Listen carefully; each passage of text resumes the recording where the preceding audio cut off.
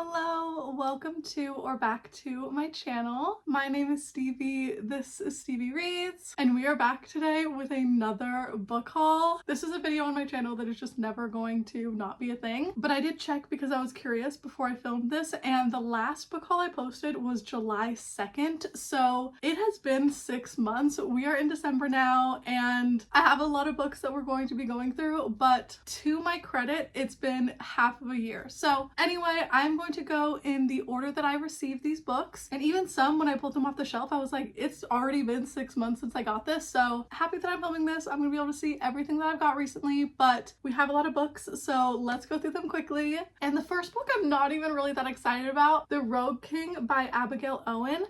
I realized after I bought this that I've read a book by this author before, The Games Gods Play. I think I got it like from the library on my Kindle or something, so I didn't purchase it, but I DNF'd that book, so I didn't really like the author's writing style. And this one is a dragon shifter romantasy, and I literally bought it because I saw this little dragon on the front right there. So I'm still definitely gonna give this book a shot. I mean, I bought it, but I just didn't realize I had already read something by this author and didn't like it until after it had already come to my house. So kind of a weird one to start out on, but yeah. Next up is The Songbird and the Heart of Stone by Carissa Broadbent. I've read all of this author's book, like the Daughter of No World series I liked, and then the first two books in this series I really enjoyed, and it's kind of like duologies within a 6-book series. So I read those first two when they were coming out and I really liked, but I got this one and I knew I wasn't going to start it until the second one came out, which hint for later in the video.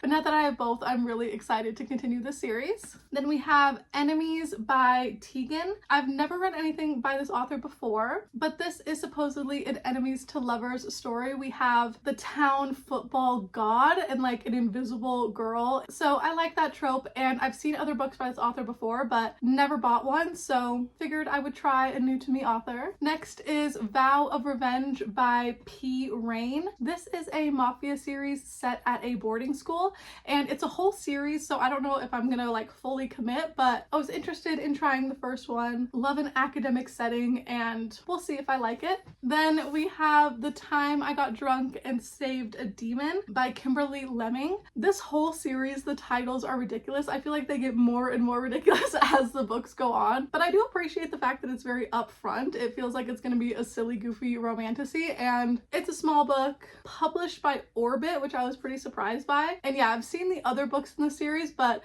again, I gotta start at the beginning. Next up is a self-published book, Viciously Yours by Jamie Applegate Hunter. This is a standalone book. Love that. A standalone romantasy basically never exists anymore, so that made me really excited about this. I know that the main male man is a fae and then a human girly, so probably like a book that I've read 100 times before, but this one just really made me excited because it is one book. Gotta love a standalone. This one I already read in the summer because I just had to. Problematic Summer Romance by Ali Hazelwood.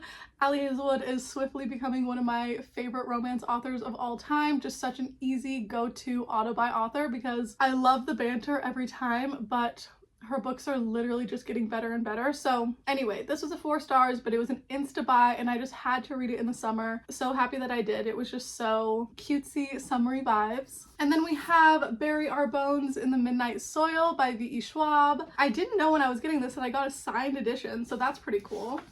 But also another auto-buy author. I haven't absolutely like loved everything she's ever written, but this one is about lesbian vampires, so I was immediately sold. As you can tell, it doesn't take a whole lot to sell me. Atmosphere by Taylor Jenkins Reid, another auto-buy author and another book that I've already read. I gave this 5 stars. I sobbed at the end. They need to make this like a movie or a short series like they did with Daisy Jones. This was so amazing. Then we have Overgrowth by Mira Grant. This is a horror novel, but one of my absolute favorite horror novels of all time, I can actually reach it right here, is Into the Drowning Deep by the same author. So this is also a pen name for Shauna Maguire, but I just saw that they put out another horror book and I was like, yeah, no, catch me immediately getting that book. So yeah, anyway, I'm pretty sure this is like plants become sentient and start taking over, at least based on the cover. But I hope I get to this really soon. I'm very excited about it. The next couple books are horror as well. I I think I was just in that mood. I got Immaculate Conception by Ling Ling Huang. Again, I read Natural Beauty, this author's debut book, and gave it a 5 and loved Natural Beauty. So once I saw they put out a sophomore novel, I immediately got it and read it. I gave it 4 stars, and I think that it's still my favorite horror book of the year. I just don't think I've read a lot of that genre. So even though she was a 4, she's been my favorite, and I read it for Summerween, so it was also just like fun to read it for that weekend. The vibes were really good, but it was pretty gross as far as like body horror, so be warned for this one.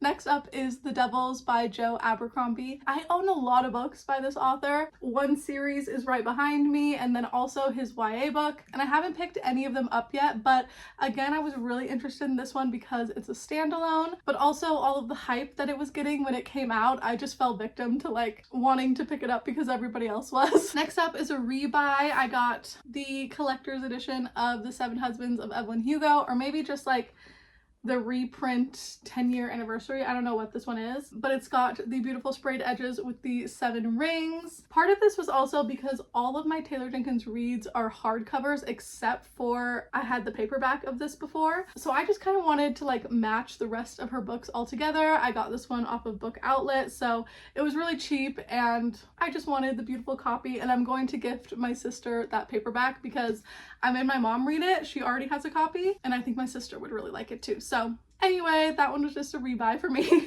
These next 2 go together. We have Spark of the Everflame and Glow of the Everflame by Penn Cole. I've been interested in this series, but every time I looked online for them, the hardback was like $30, and I just didn't know if I was gonna like it and if it was worth it. But then I found both of them on Book Outlet for really cheap, so I decided to pull the trigger. I do think this is gonna be a quartet, but only 3 of the books are out, and like the 4th book, I'm pretty sure just like keeps getting pushed, the release date. So I do want to read these and I'm excited, but I think I might just wait until that 4th one comes out and then be able to like binge all of them. Last book in this stack, we do have 3 stacks, but Beautyland by Marie-Helene Bertino. I got this off of another booktuber's recommendation, Reagan from Peruse Project. She read this and gave it 5 stars, and when I heard her talking about this, it really sounded interesting. And also my sci-fi shelf is just bursting at the seams, so might as well add one more book.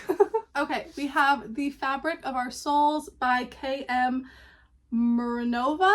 This is just a dark romance that looked interesting. It is contemporary, even though it's kind of giving romantic-y vibes, I think, just with the dark cover. I don't know if I'm gonna be obsessed, but it was cheap, so figured I'd give it a try. Then we have Nobody, Somebody, Anybody by Kelly McClory. This is about a woman suffering with depression and loneliness. It is like a lit fic, so I'm interested to see what kind of writing style it's gonna be, but a quote on the back kind of sold me. It says it's a beautiful book about very messy people. Color me intrigued. Then we have Mrs. Nash's Ashes by Sarah Adler. My copy was kind of folded pretty bad in transit, so it's got a big old crease, but it's fine. I did see that Kayla from Books and Lala read this and gave it a 5. She has such good reading taste that, especially contemporary romance, I'm like, yeah, that's definitely worth it. And I figured I'd test and see if this is an author for me. She puts out a lot of romance books, so hopefully I like this. Another author I've never tried but really want to Be Taught If Fortunate by Becky Chambers. This is a sci-fi novella that I've heard has a really wholesome main character, and also love a novella. This is so tiny, skinny, cute. I feel like I could read this in a day, and again, I just need more sci-fi. Like, I don't know why I've been craving it so much this year, maybe because I read Project Hail Mary and just ate it up and loved it, but I can't stop with the sci-fi. Next up, I think we can completely blame the movie Sinners on this one. That's probably my favorite movie that's come out this year. I loved Sinners, and Vampires of El Norte by Isabella Cañas is giving that same energy. It's a historical horror vampire story, and I've heard really, really good things about this author. Once again, I feel like I'm picking up a lot of new authors to me recently, and an amazing place to start with me is A Vampire Story. This one I'm a little bit scared about. I have an interesting relationship with this author. Terror at the Gates by Scarlett St. Clair. I read the first book in that like Hades and Persephone series that she did, and I liked it. I gave it 4 stars. I had a good time. But then she had a vampire book, The King of Battle and Blood. I gave that one a 2 and I unhauled it. So we'll see how this one goes. I did read the reviews before buying, and everyone was talking about how much they loved the main character. She's got a lot of female Female Rage, which I do love to read, so I'm gonna give this author another chance. But I do think like the naked book and everything was just so beautiful. I saw it at the store and I really just have no self-control. Next up is another book I've already read, Wrath of the Dragons by Olivia Rose Darling. This is the second book to Fear the Flames, so a sequel that I immediately picked up and read. Hell yeah. But also this was 5 stars. This is dragon romantasy at its best, and I pulled the first book in episode 7, I think, of my Read It Run Haul It series, and you know, pulled it out of the jar, gave it a 5, and was just waiting until book 2 dropped. So yeah, very happy I already continued. There's gonna be 4 books in this series total, and I am just chomping at the bit, dying for book 3. So Olivia Rose Darling, hit me up, give me an arc, please. Next up is another series that I have continued on in. I hauled book 3 through 4 in this. The first book is Trial of the Sun Queen, and then I did just barely pick up Rule of the Aurora King. The first book I gave 4 stars, and this one I gave 3, and maybe it was just second book syndrome, but I own the next 2 books as well, Fate of the Sun King and Tale of the Heart Queen, and it's only a quartet, so I only got 2 more books to go and I own them, but my excitement has waned a little bit because this was a 3, so I don't know when I'll pick up these books, but I bought them, so I at least need to try to read them. Last 2 books in the stack also go together. Again, sequels to a book that I haven't read. We got book number 1 already on my shelf is Dune, but then book 2 is Dune Messiah and Children of Dune, all by Frank Herbert. And yeah, I have not read book 1 quite yet, but I had the version with the beautiful sprayed edges, and then I saw these on Book Outlet, and normally each of these books are like $50 each. And I don't know how much I spend. I think like 8 on each of them, so 16 total, and it was just a deal. But I also just rewatched those movies, the first and the second one, literally like a month ago after I already got these, and it just made me all the more excited to start the series. So I am gonna read book 1 and hopefully I love it and immediately want to dive into the sequels, and now I already own them, but I just wanted my editions to match. These next 3 were all a birthday gift from my mom. She went on my Amazon wish list and got me 3 books, so shout out to my mom, thank you for that. First up, we got King of Envy by Anna Huang. This is the 5th book in the Kings of Sin series. I've liked some of these books in the series. I gave the second one 2 stars and unhauled it though, so they haven't all been winners, but I do really love this author. And next up in the series for me to read is King of Sloth, and then this one is right after it. I just like owning all of them, and I take my time reading her series slowly. Then we have Sugar by Mia Ballard. This is a horror book, but the cover really drew me in. I'm obsessed with the cover. This author just has really good covers. I have another one, again, right here that I can reach. Shy Girl from her that I hauled, I think in the haul that I did in July. I hauled this one. So now I have 2 books by this author that I need to read, but she is a horror author with the most gorgeous of covers. Yeah, anyway, I had this on my wish list, so thank you to my mom. And the last one she got for me, Arcana Academy by Elise Kova. I have read from this author before and I really, really like her writing style, so excited to dive into this one. It's also an academic romantasy and it's got beautiful gold edges, and I've seen a lot of people pick this up this year and love it, so I don't know, this is kind of giving me like fall winter energy, so maybe I need to pick it up soon. December might honestly be the perfect month for this if I can squeeze it in. It's just so beautiful, it makes me want to pick it up. Ugh. Okay, anyway, then we have another romantasy, The Female by Envy Wright. This is a trilogy and I actually read all 3. I only own book 1 though, and this one was 5 stars. I really enjoyed, but then I bought book 2 on my Kindle because I just immediately needed to jump into it right after this.